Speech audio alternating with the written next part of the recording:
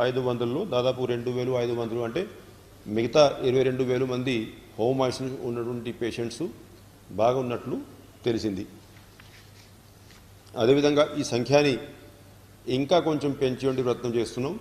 డెఫినెట్గా ఒక 2-3 రోజుల్లో కనీసం 50,000 మందితో రోజువారీగా ఈ డాక్టర్స్ మాట్లాడే విధంగా కెపాసిటీ పెంచుకోవడం జరుగుతుంది.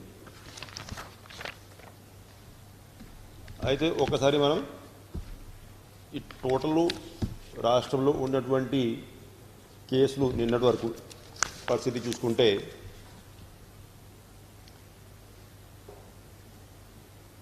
అప్పటికే మనకి టోటల్ పాజిటివ్ యాక్టివ్ కేసెస్ 2,10,436 ఉంటే దాంట్లో 38,492 మంది హాస్పిటల్లో ట్రీట్మెంట్ తీసుకుంటా ఉన్నారు. 17,417 మంది కోవిడ్ కేర్ సెంటర్తో ట్రీట్మెంట్ తీసుకుంటా ఉన్నారు. 1,54,527 మంది హోమ్ ఐసోలేషన్ ట్రీట్మెంట్ తీసుకుంటా ఉన్నారు. కాబట్టి ఇప్పుడు మనం ఈ 1,54,000 మందిని ఫ్రీక్వెంట్గా మానిటరింగ్ చేసుకోవాల్సిన అవసరం ఉంది. కాబట్టి ఇవాళ 25,000 మందితో మాట్లాడారు.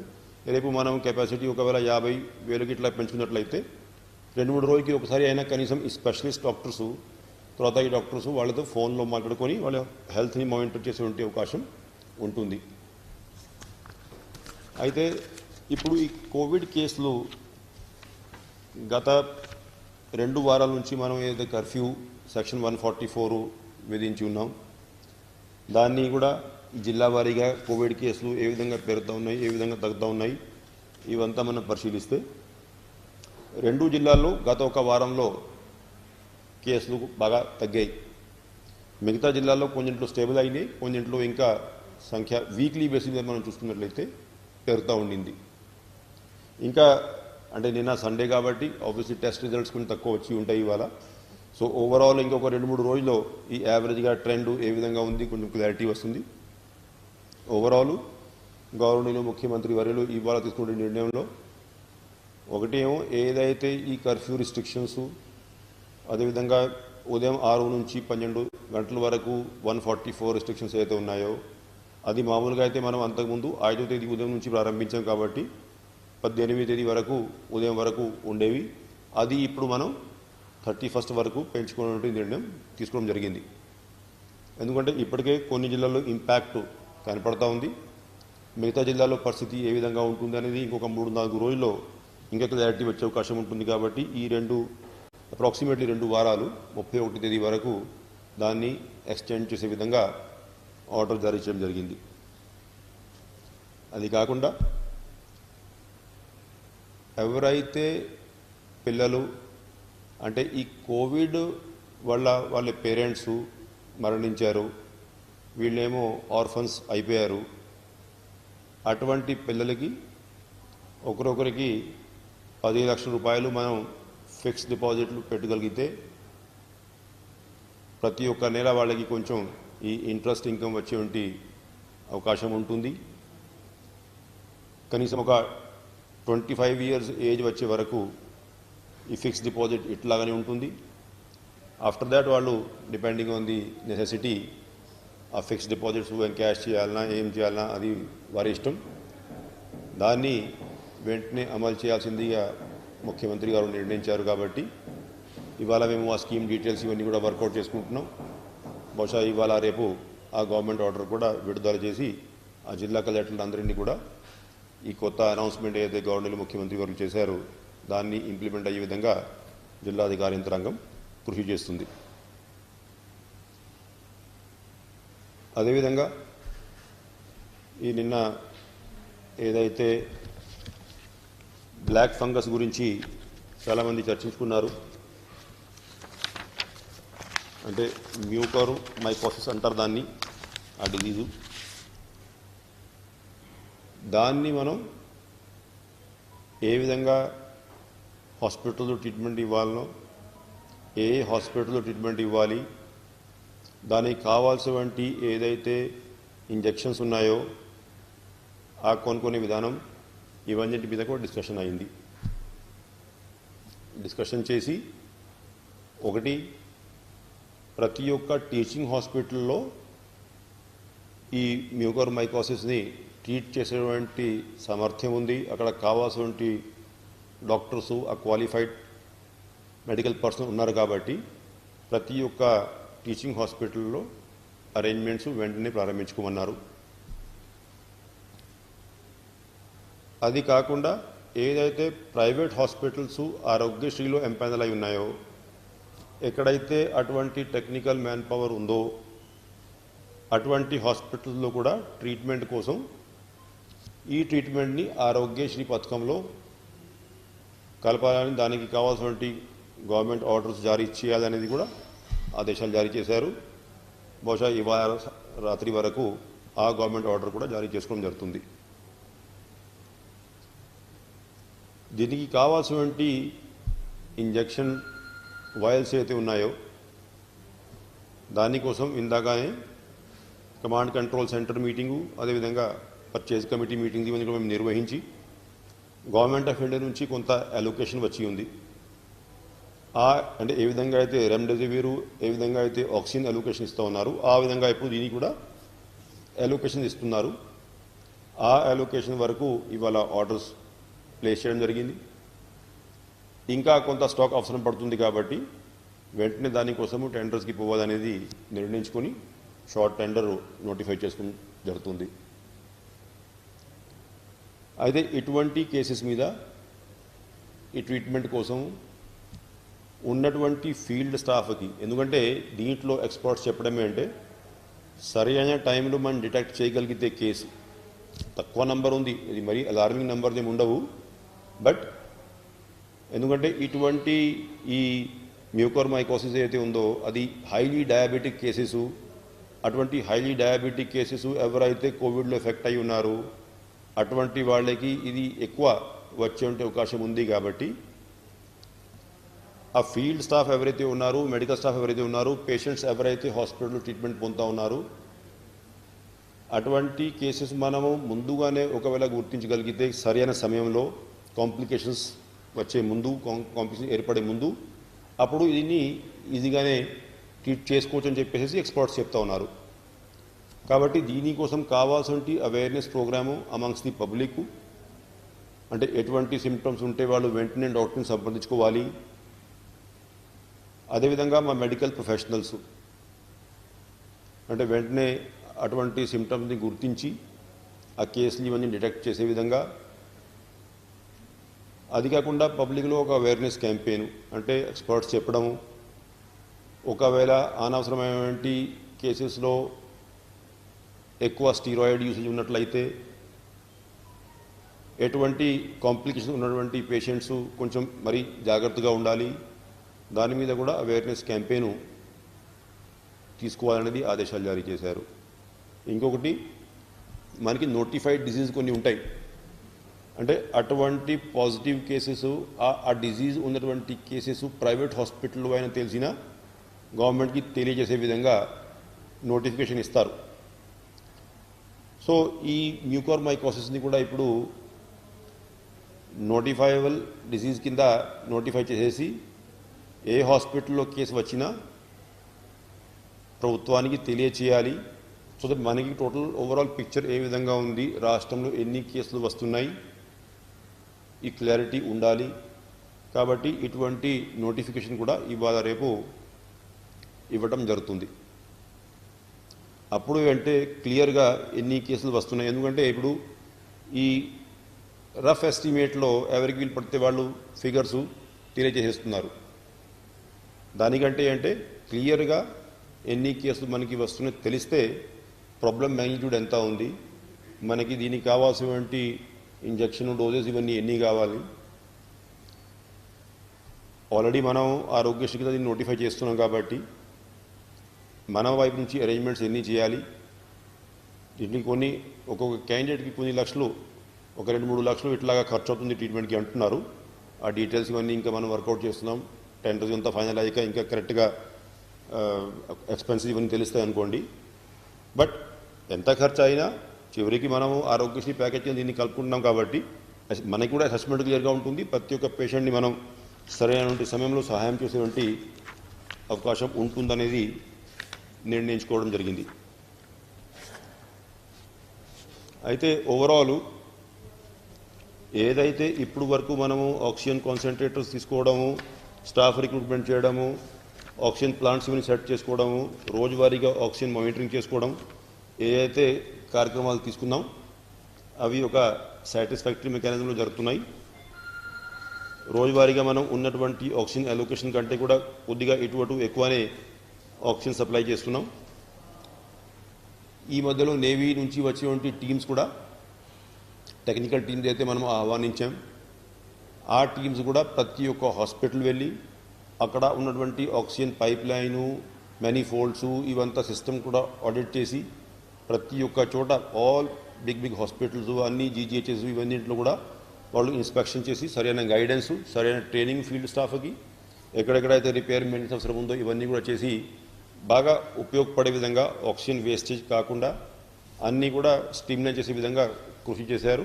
ఆ నేవీ నుంచి వచ్చే టీమ్స్ని కూడా నేను ఈ సందర్భంగా హృదయపూర్వకంగా అభినందిస్తున్నాను. ఎందుకంటే ఓవరాల్ చాలా జిల్లాల్లో ఇప్పుడు ఒక 5 to 10% సేవింగ్స్ ఉన్నట్లు అన్ని జిల్లాల నుంచి రిపోర్ట్లు ఇప్పుడు ఇస్తూ ఉన్నారు. కరెక్ట్గా ఇప్పుడు మనం కంపైల్ చేస్తున్నాం జిల్లా వారీగా. అంతకుముందు oxygen usage full bed strength మీద ఎంత ఉండింది, ఇప్పుడు అదే ఫుల్ బెడ్ స్ట్రెంత్ ఉన్నప్పుడు కూడా ఇవాళ ఆక్సిజన్ కన్సంప్షన్ ఎంత ఉంది, ఆ ఫిగర్స్ ఇవన్నీ కూడా జిల్లా వారీగా మేము సేకరిస్తూ ఉన్నాం. 1-2 రోజుల్లో మీ ద్వారా ప్రజలందరికీ కూడా తెలియజేసే విధంగా ఏర్పాటు చేసుకున్నాం. ఎందుకంటే అందరికీ క్లియర్గా ఉండాలి, ఎక్కడ కూడా మనం ఆక్సిజన్ ల్యాక్ ఆఫ్ మానిటరింగ్ వల్ల ఏమైనా వృధా అవుతుందా అటువంటి పరిస్థితి రాకుండా చూడాలి. కాబట్టి ఆ ఏర్పాట్లు ఇవన్నీ కూడా చేస్తూ ఉన్నాం. ఇంకా any questions?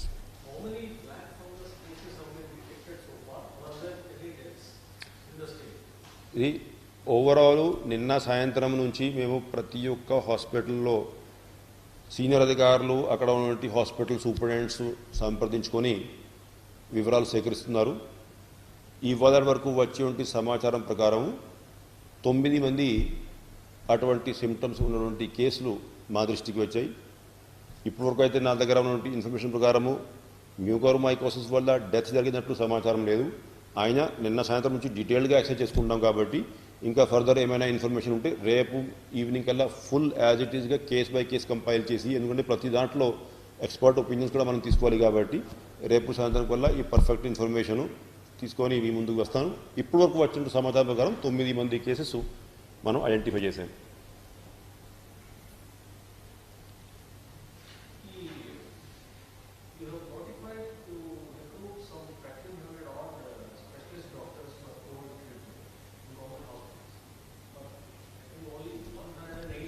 No.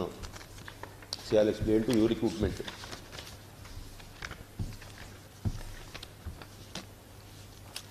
See, I don't know how these figures are floating. I'll explain the exact recruitment details to you. Specialists కాకుండా స్పెషలిస్ట్, జీడిఎం, స్టాఫ్ నర్స్ అన్ని డేటా మీకు ఇస్తాను. 2020లో ఫస్ట్ వేవ్లో ఉన్నటువంటి రిక్రూట్మెంట్ ఏది జరిగిందో యాజ్ ఇట్ ఈస్గా అంతమంది మీరు రిక్రూట్ చేసుకోవచ్చు. అవసరమైతే అంతకంటే ఎక్కువ ఒక 20% కూడా చేసుకోండి అని చెప్పేసి అన్ని జిల్లాల అధికారులకి ఇన్స్ట్రక్షన్ జారీ చేయడం జరిగింది. Now let us see category wise. Specialist 148 మంది స్పెషలిస్టు లాస్ట్ ఇయర్ రిక్రూట్ చేశాం ఫర్ కోవిడ్. 148 గాను ఈసారి 108 మంది స్పెషలిస్ట్ రిక్రూట్ అయ్యారు. GDMOs, general duty medical officers last time 2524 మందిని మనం రిక్రూట్ చేశాం. ఈసారి దాని మీద చాలా ఎక్కువ మంది 3025 మందిని మనం జీడిఎంఓస్ కింద రిక్రూట్ చేశాం. స్టాఫ్ నర్సెస్ 5225 లాస్ట్ టైం చేస్తే 5493 మందిని ఈసారి రిక్రూట్ చేశాం. అదేవిధంగా మిగతా అంటే అంత data entry operators, technicians, F&Os, MNOs. ఇప్పుడు ఎఫ్ఎన్ఓస్, ఎంఎన్ఓస్ అయితే 4320 లాస్ట్ ఇయర్ అయితే 4144 ఈసారి చేశాం. సో ఓవరాల్ మనం చూసుకున్నట్లయితే 17315 లాస్ట్ టైం చేసుకుంటే ఈసారి 17901 ఇంతమంది రిక్రూట్ చేశాం. సో 40 మెంబర్ స్పెషలిస్ట్స్ 148కి ఈసారి 108 మంది ఉన్నారు, అంటే 40 మంది తక్కువ. దానికి కూడా కారణాలు ఏంటి అంటే లాస్ట్ ఇయర్ మనం రిక్రూట్మెంట్ చేసేటప్పుడు ఈ డిఎంఈ ఇన్స్టిట్యూషన్స్లో పర్మనెంట్గా చాలా పోస్టులు ఖాళీగా ఉన్నాయి. సో లాస్ట్ ఇయర్ మనం ఆ పర్మనెంట్ రిక్రూట్మెంట్ 4-5 నెలలు జూన్ జూలై నుంచి మొదలుపెట్టి డిసెంబర్ వరకు దాదాపు 9,000 మందిని ఓవరాల్ మనం 9,700 మందిని మనం రిక్రూట్ చేశాం. దాంట్లో డిఎంఈ ఇన్స్టిట్యూషన్ చాలామంది ఉన్నారు, తర్వాత పబ్లిక్ హెల్త్ ఎస్టాబ్లిష్మెంట్ చాలామంది ఉన్నారు. సో చాలామంది specialist they have joined the permanently vacant post which recruited last year. So ఇప్పుడు ఉన్నటువంటి స్టాఫ్ అయితే మనం చెప్తున్నాము, this is over and about the permanent post which are filled up. Last ఇయర్కి ఆ ఖాళీ ఉన్నాయి 9,000 పోస్టులు, అవి మనం నింపుకున్నాం. ఆ రోజు ఖాళీ ఉన్నప్పుడు మనం 17,000 మందిని తీసుకున్నాం. ఇప్పుడు ఆ ఖాళీని నింపుకొని మళ్ళీ 17,000 మందిని తీసుకున్నాం. కాబట్టి ఎక్కడ కూడా జిల్లాల్లో డాక్టర్స్ కొరత ఉంది, లేకపోతే స్పెషలిస్ట్ కొరత ఉంది, అటువంటి కంప్లైంట్స్ ఏమీ లేవు. అది కాకుండా ఏదైతే ఇప్పుడు మనం ఈ హెల్ప్ లైన్లో స్టాఫ్ డిప్లాయ్ చేసాము, దాంట్లో మీరు చూడండి 3,991 మంది డాక్టర్స్లో 662 మంది స్పెషలిస్ట్ ఉన్నారు. సో ఇంతమంది డాక్టర్స్ని మనం అంతకుముందు ఈ 104 కాల్ సెంటర్ కోసము షిఫ్ట్ వారీగా కొంతమందిని మాత్రమే డిప్లాయ్ చేసేవాళ్ళం.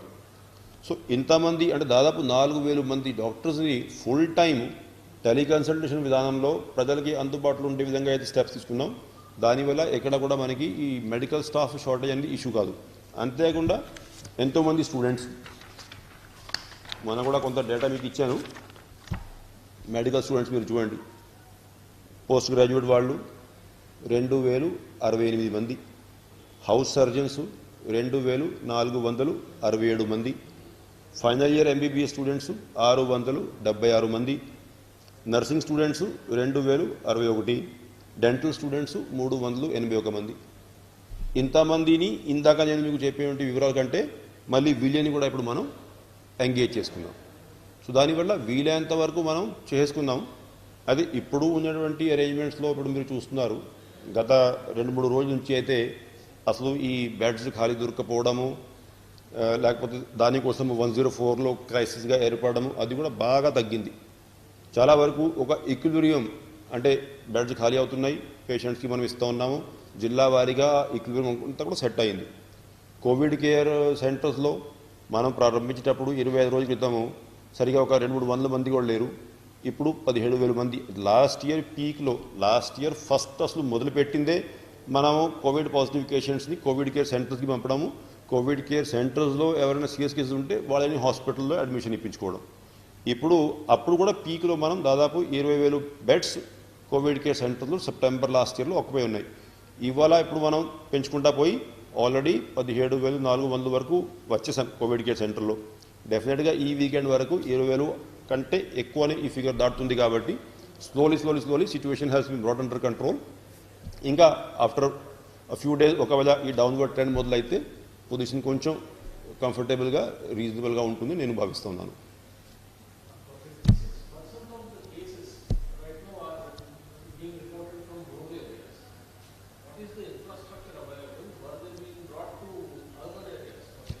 యూసి స్టార్టింగ్ నుంచి ఉన్నటువంటి సిస్టమ్ క్లియర్. ఉదాహరణంగా ఇంక్లూడింగ్ రూరల్ ఏరియా మనం చూస్తున్నట్లయితే, let us say from where we start from voluntarily what is called a fever survey. అయితే ఇప్పుడు ఫీవర్ సర్వే మనం గత 2 రోజుల నుంచి, అంటే మొన్న చేసాము, నిన్న చేసాము, ఇవాళ సాయంత్రం కల్లా మోస్ట్ ఆఫ్ డిస్ట్రిక్ట్స్లో పూర్తి అవుతుంది. ఇప్పుడు వరకు వచ్చేటువంటి సమాచారం ప్రకారం ఈ 3 రోజుల పాటు 91,000 మంది టోటల్గా ఫీవర్ కేసెస్ ఉన్నట్లు, అటువంటి సిమ్టమ్స్ కేసెస్ ఉన్నట్లు ఇన్ఫర్మేషన్ మనకి వచ్చింది. అక్కడ నుంచి స్టార్ట్ అవుతుంది మొత్తం ఇన్ఫర్మేషన్ గ్యాదరింగ్ బిజినెస్. సో ఆ ఫీవర్ కేసెస్ అన్నింటినీ కూడా టెస్ట్ చేసుకోవడము, అందరికీ ఈ హోమ్ ఐసోలేషన్ కిట్స్ ఇవ్వడము. సో ఇది ఏంటి ప్రోయాక్టివ్ స్టెప్. వాలంటరీగా యాజ్ అ రెస్పాన్సిబుల్ స్టేట్ మనం మొదలుపెట్టింది. లేకపోతే ఈ కేసెస్ కొంతమంది మాత్రం పిహెచ్సికో లేకపోతే హాస్పిటల్స్కి వచ్చేవాళ్ళు, కొన్ని కేసులు కాంప్లికేట్ అయ్యి మన దృష్టికి వచ్చేది హాస్పిటల్స్లో, లేకపోతే తెలియకుండా కొంతమంది ట్రీట్మెంట్ కూడా అయిపోయి ఆటోమేటిక్గా రికవర్ అయ్యేవాళ్ళు. సో ఇంత పెద్ద ఎత్తున 3 రోజుల్లోనే రాష్ట్రం అంతా కవర్ అయ్యే విధంగా మనం డ్రైవ్ తీసుకున్నాం. So as to map up all sorts of possible cases. అక్కడ నుంచి సెకండ్ స్టెప్ ఏంటి, testing. Medical officers are responsible. Third ఏంటి, ఈ మెడికల్ ఆఫీసర్స్ వాళ్ళు ట్రయేజింగ్ చేసి, లేకపోతే ఈ స్పెషలిస్ట్ ఎవరైతే 104లో ఉన్నారో వాళ్ళు ట్రయేజింగ్ చేసి, ఇటువంటి వాళ్ళని ఎవరెవరికి అయితే హోమ్ ఐసోలేషన్ సరిపోతుందో, ఎవరెవరికైతే కోవిడ్ కేర్ సెంటర్ సరిపోతుందో అటువంటి వాళ్ళకి గైడెన్స్ ఇచ్చి, హోమ్ ఐసోలేషన్ అయితే ఆల్రెడీ హోమ్ ఐసోలేషన్ కిట్ ఇచ్చాం కాబట్టి ఏఎన్ఎం తర్వాత ఈ మెడికల్ ఆఫీసర్స్ వాళ్ళే ఆరోగ్య పరిస్థితిని మానిటరింగ్ చేసుకోవడం, మిగతా వాళ్ళను కోవిడ్ కేర్ సెంటర్కి పంపడం. అయితే ఎవరికి అయితే దీంట్లో హాస్పిటల్ అడ్మిషన్ అవసరం ఉందో అవన్నీ కూడా ఊరికే వదిలేయకుండా ప్రతి ఒక్క కేసు 104 కాల్ సెంటర్కి ఏ విధంగా అయితే కాల్ వచ్చాక మనం ప్రతి ఒక్క కాల్ మానిటర్ చేస్తున్నాము, అట్లాగనే దీంట్లో కూడా హాస్పిటల్ అడ్మిషన్ అవసరం ఉన్నటువంటి కేసెస్ అన్నీ కూడా మానిటరింగ్ చేసి హాస్పిటల్ చేరే వరకు ఫాలోఅప్ చేసుకోవడం. అయితే ఏదైతే ఇప్పుడు జనరల్ ఇన్ఫర్మేషన్ ఉందో, అంటే రూరల్ ఏరియా వైపు మైగ్రేషన్ ఉంది అంటే ఆబ్వియస్లీ అంతకుముందు ఏదైతే అర్బన్ ఏరియాలో కేసులు ఉన్నాయో అవి ఎక్కువ వచ్చాయి కాబట్టి మిగిలినటువంటి కేసులు ఎక్కడైతే మిగులుతాయో అక్కడ స్ప్రెడ్ అయ్యే అవకాశం ఉంటుంది. కానీ ఇటువంటి కేసెస్ కూడా సఫిషియెంట్ నెంబర్ ఆఫ్ అంబులెన్సెస్ అందుబాటులో పెట్టి వాళ్ళే ఆరోగ్య పరిస్థితిని కూడా ఎప్పటికప్పుడు మానిటరింగ్ చేసుకొని అవసరం ఉన్న వాళ్ళని హాస్పిటల్స్ చేర్పించే విధంగా యాక్షన్ తీసుకోవాలని జిల్లా కలెక్టర్ అందరికీ చెప్పారు. పేషెంట్ రూరల్ ఏరియా అయినా అర్బన్ ఏరియా అయినా ట్రీట్మెంట్ ఫెసిలిటీ ఎవరికైతే అవసరం ఉందో, ఎక్కడెక్కడైతే ఆ ట్రీట్మెంట్ ఫెసిలిటీ ఉందో అక్కడ వరకు ట్రాన్స్పోర్ట్ చేసేటువంటి బాధ్యత కూడా అధికార యంత్రాంగమే వహించాలి. సో ఆ సెటప్ అంటే పేషెంట్ అర్బన్ ఏరియాలో ఉన్నారు కాబట్టి స్వయంగా చాలామంది హాస్పిటల్కి వచ్చేటువంటి పరిస్థితి ఉండవచ్చు. బట్ రూరల్ ఏరియా నుంచి ఎక్కువ మటుకు ఆ పేషెంట్స్కి ట్రాన్స్పోర్టేషన్ని మనం అరేంజ్ చేయాలి కాబట్టి ఆ ఆస్పెక్ట్లో అందరూ కూడా దృష్టి సాధించి ఎక్కువ అంబులెన్సెస్ అవసరమైనా కూడా హైర్ చేసి పెట్టుకోవాలనేది జిల్లా కలెక్టర్కి ఆదేశాలు జారీ చేశాం. కాబట్టి patient load so long as ఇప్పుడు మన బెడ్ స్ట్రెంత్ ఎంత అయితే ఉందో ఆ బెడ్ స్ట్రెంత్ ఉన్నంత వరకు పేషెంట్ రూరల్ ఏరియా అయినా అర్బన్ ఏరియా అయినా మనము హాస్పిటల్లో అడ్మిషన్ ఇచ్చి చేయాల్సిందే. ఎవరికి అయితే ఏ జిల్లాలో అయితే ఆ బెడ్ అవైలబిలిటీ ఒక 2 అవర్స్ 3 అవర్స్ 4 అవర్స్ కొంత అవైలబిలిటీ ఇష్యూ ఉంటుందో అక్కడ ఏదైతే మొన్న నేను మీకు డీటెయిల్స్ ఇచ్చాను, ఈ జర్మన్ హ్యాంగర్స్ లాంటిది మనం హాస్పిటల్ ప్రైమిసెస్లో ఏర్పాటు చేస్తూ ఉన్నాం. చాలా జిల్లాలో ఇప్పటికే ఫంక్షనింగ్ మొదలైనాయి. మిగతా కూడా డెఫినెట్గా ఈ వీకెండ్ వరకు అన్ని జిల్లాలో టోటల్ 34 సెంటర్లు మనం అటువంటివి కడతా ఉన్నాం. ఆ 34కి 34 100% ఈ శుక్రవారం శనివారం వరకు ఆపరేట్ అయ్యే విధంగా ఏర్పాట్లు చేస్తూ ఉన్నాం. అక్కడైనా తాత్కాలికంగా వాళ్ళని పెట్టుకొని ట్రీట్మెంట్ ఇస్తూ ఎప్పుడైతే హాస్పిటల్లో బెడ్ ఖాళీ ఉంటుందో అక్కడ షిఫ్ట్ చేసే విధంగా కూడా డైరెక్షన్ జారీ చేశాం. అయితే డేటా మనం చూసుకుంటే లాస్ట్ మండే ఎప్పుడైతే గవర్నమెంటు ప్రతి ఒక్క హాస్పిటల్లో 50% బెడ్స్ ఆరోగ్యశ్రీ పేషెంట్స్కి ఇస్తే బాగుంటుందనేది మనం జియో ఇచ్చాము. ఆ రోజుకి ఈ రోజుకి ఇప్పటికే మనం ఆఫ్టర్ ది ఇన్స్ట్రక్షన్స్ కొన్ని రోజుల తర్వాత రివ్యూ చేస్తే 36% బెడ్స్ ప్రైవేట్ హాస్పిటల్లో అప్పటికి ఆరోగ్యశ్రీ కింద కవర్ అయి ఉన్నాయి. అంటే గవర్నమెంట్లో ఫుల్ అయినా కూడా ఆ తర్వాత అది 39కి పెరిగింది, ఆ తర్వాత అది 42కి పెరిగింది. ఇప్పుడు మొత్తం మీరు చూసుకున్నట్లయితే రాష్ట్ర వ్యాప్తంగా హాస్పిటల్లో ఉన్నటువంటి కేసెస్లో ఫ్రీ ట్రీట్మెంట్ ఎంతమంది తీసుకుంటున్నారు అని మనం చూసుకున్నట్లయితే 67% పేషెంట్స్ ఇవాళ కోవిడ్ కింద ఫ్రీ ట్రీట్మెంట్ తీసుకుంటూ ఉన్నారు. దాన్ని ఇంకా మనం సరైన మానిటరింగ్ విధానంలో అక్కడ ఉన్నటువంటి ఆరోగ్య మిత్రాసు వీళ్ళంతా కూడా ఇంకా కృషి చేసి దీన్ని ఇంకా పెంచుకునే విధంగా ఎఫర్ట్ చేయాలని చెప్పేసి ఆదేశాలు జారీ చేశాం. కేస్ బై కేస్ మానిటరింగ్ చేస్తూ ఉన్నాం. ప్రతి ఒక్కరూ ఎవరి దగ్గర అయితే ఆరోగ్యశ్రీ కార్డు ఉందో వాళ్ళు డబ్బులు ఖర్చు చేయకుండా ఆరోగ్యశ్రీ పథకంలోనే కోవిడ్ ట్రీట్మెంట్ పొందాలి. అటువంటి అరేంజ్మెంట్స్ కూడా పగడబందీ ఏర్పాట్లన్నీ కూడా పూర్తి చేస్తూ ఉన్నాం. యా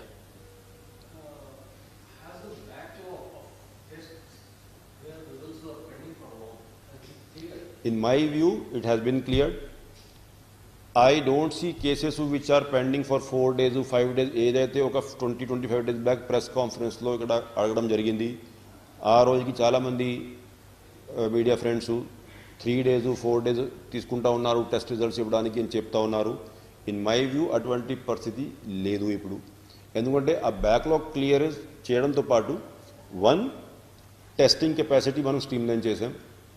రోజువారీగా ఆర్టీపీసీఆర్ టెస్ట్ 70,000 పైన చేసేటువంటి గవర్నమెంట్ ల్యాబ్స్లో మన దగ్గర ఉన్నటువంటి ల్యాబ్స్లో చేసేటువంటి కెపాసిటీ పూర్తిగా ఎస్టాబ్లిష్ చేశాం.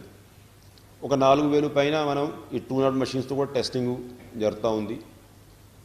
ర్యాపిడ్ కిట్స్ ఎందుకంటే ఇప్పుడు వంటి పరిస్థితుల్లో కొన్ని దూరమైనటువంటి ప్రాంతాల్లో అదేవిధంగా హాస్పిటల్ అందుబాటులో ఎక్కడెక్కడైతే అవసరం ఉందో ఆ ర్యాపిడ్ కిట్ టెస్టింగ్స్ అది ఒక 20,000 పైన యావరేజ్గా జరుగుతూ ఉంటాయి.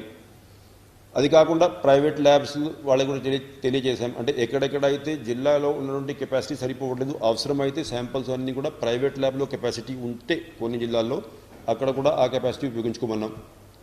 So in my view daily when we monitor I don't see situation where 3 days test results are not declared. ఇప్పుడు రెండోది దీంట్లో కొన్ని చోట ఆలస్యం జరుగుతూ ఉంది. I have seen there are some cases where it takes 2 days 2.5 days. దానికి కూడా గల కారణాలు ఏంటంటే అటువంటి కేసెస్ పాజిటివ్ కేసెస్ కాదు.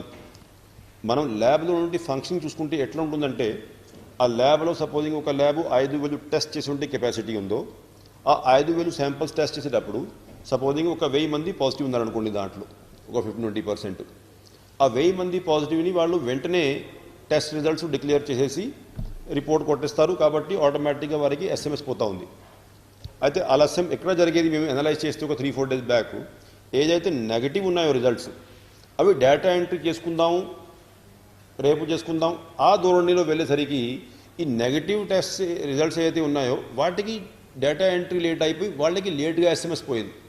సో ఈ ప్రాబ్లం అంతా కూడా గుర్తించి విలేజ్ వార్డ్ సెక్రటేరియట్స్లో ఉన్నటువంటి ఎవరైతే డిజిటల్ అసిస్టెంట్స్ ఉన్నారో వాళ్ళకి కూడా డ్యూటీలు వేయడం జరిగింది ఈ ల్యాబ్స్లో. అంటే సో దాట్ అట్లీస్ట్ ఏదైతే శాంపిల్స్ టెస్ట్ అయిపోయినాయో రిజల్ట్స్ నెగిటివ్ ఉన్నట్టు తెలిసింది వెంటనే దానికి డేటా ఎంట్రీ చేసుకున్నట్లయితే కనీసం ఆ పేషెంట్కి SMS వెళ్తుంది, వారు కూడా సంతోషంగా ఉంటారు. అంటే నెగిటివ్ రిజల్ట్ వచ్చింది ఒక ఆ నమ్మకంతో ఇంకా మిగతా యాక్టివిటీ చేసుకునే అవకాశం ఉంటుంది. కాబట్టి ఇట్లాగా మనం చాలా యాంగిల్స్లో స్టెప్స్ తీసుకున్నాం. ఉదాహరణగా ఇంకోటి చెప్తాను మీకు.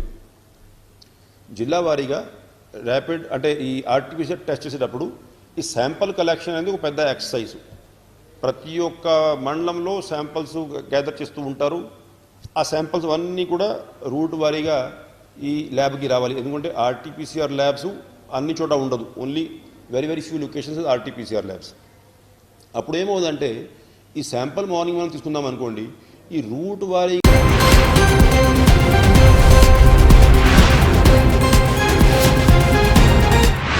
బిడ్డ పక్కన మేము లేకపోతే అనే బెంగ మీకుండకూడదు. బిడ్డ తన ఆకలిని బాధని చెప్పుకోగలగాలి. దీనికోసమే రూపొందించబడినవి పినాకిల్ ఇంటిగ్రేటెడ్ మల్టీ సెన్సరీ థెరపీలు. మీ చిన్నారికి కావలసిన ఖచ్చితమైన థెరపీ సర్వీసులన్నింటినీ సురక్షితంగా మీకందిస్తుంది Pinnacle Blooms network. Franchise enquiry అడ్మిషన్ల కొరకు కాల్ చేయండి 9100 181 181.